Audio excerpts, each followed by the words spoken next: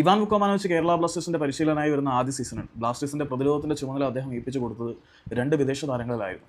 ഒന്ന് നമ്മുടെ പ്രിയപ്പെട്ട മാർക്കോ ലെസ്കോവിച്ച്, പിന്നീട് മറ്റൊന്ന് ചെന്നൈയിൻ എഫ് സിയിൽ നിന്ന് വന്ന സൂപ്പർ താരമായിട്ടുള്ള എനസ് സിപ്പോവിച്ച്. ബ്ലാസ്റ്റേഴ്സ് 1-2 മത്സരങ്ങൾ പൂർത്തിയാക്കുന്നതിന് പിന്നാലെ ബ്ലാസ്റ്റേഴ്സിന്റെ പ്രതിരോധത്തിലേക്ക് വളരെ വലിയൊരു പ്രശ്നം വരികയാണ്. എനസ് സിപ്പോവിച്ച് എന്ന പ്രതിരോധത്തിലെ സൂപ്പർ താരത്തിന് പരിക്ക് പറ്റുന്നു. പിന്നെ ആരെ ആ പൊസിഷനിൽ കളിപ്പിക്കും എന്ന് ആലോചിച്ചിരിക്കുന്ന സാഹചര്യത്തിലാണ് ഇവാൻ വുക്കോമാനോവിച്ച് ഒരു ചെറുപ്പക്കാരനെ ശ്രദ്ധിക്കുന്നത്. ഐ ലീഗ് ക്ലബ്ബായിരുന്ന റൗണ്ട് ഗ്ലാസ് പഞ്ചാബിന് വേണ്ടി പ്രതിരോധ നിരയിൽ അത്യാവശ്യം മികച്ച പ്രകടനം കാഴ്ചവെച്ചിരുന്ന ഇന്ത്യൻ സൂപ്പർ ലീഗിൽ ഇതുവരെയും എക്സ്പീരിയൻസ് ഒന്നും അവകാശപ്പെടാനില്ലാത്ത ഐ ലീഗിൽ നിന്ന് വന്ന ഒരു ചെറുപ്പക്കാരനെ സെന്റർ ബാക്ക് പൊസിഷനിലേക്ക് കളിപ്പിക്കുക എന്നുള്ളത് അല്പം ആത്മഹത്യാപരമായിട്ടുള്ള ഒരു തീരുമാനം തന്നെയായിരുന്നു. ഇവാൻ വുക്കോമാനോവിച്ച് പക്ഷേ ആ റിസ്ക് എടുക്കാൻ തയ്യാറായി. മാർക്കോ ലെസ്കോവിച്ച് എന്ന അധികായനോടൊപ്പം തീർത്തും പരിചയസമ്പന്നനെന്നല്ല, ഒട്ടും പരിചയസമ്പത്തില്ലാത്ത ഹോർമിപ്പാൻ റീവയെ തന്റെ സെന്റർ ബാക്ക് സ്ഥാനം വിശ്വസിച്ചേൽപ്പിച്ചു കൊടുത്തു. ഇവാൻ വുക്കോമാനോവിച്ചിന്റെ വിശ്വാസത്തിന് ആ ചെറുക്കൻ നല്ല പ്രതിഫലം തന്നെയാണ് കൊടുത്തത്. എനസ് സിപ്പോവിച്ചിന് പകരക്കാരനായിട്ട് ഹോർമിപ്പാൻ റീവ കേരള ബ്ലാസ്റ്റേഴ്സിന്റെ പ്രതിരോധത്തിലേക്ക് വന്നതോടുകൂടി ബ്ലാസ്റ്റേഴ്സിന്റെ പ്രതിരോധം ഒന്നുകൂടി കനപ്പെട്ടു എന്ന് പറയുന്നതായിരിക്കും ശരി.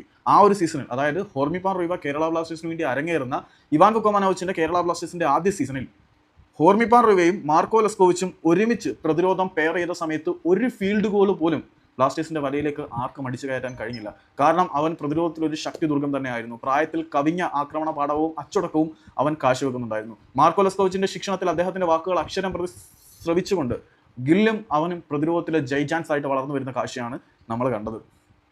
പക്ഷേ ആ ഒരു പ്രകടനം പിന്നീട് നമ്മൾ ഹോർമിപ്പാൻ റീവയിൽ നിന്നും കണ്ടില്ല.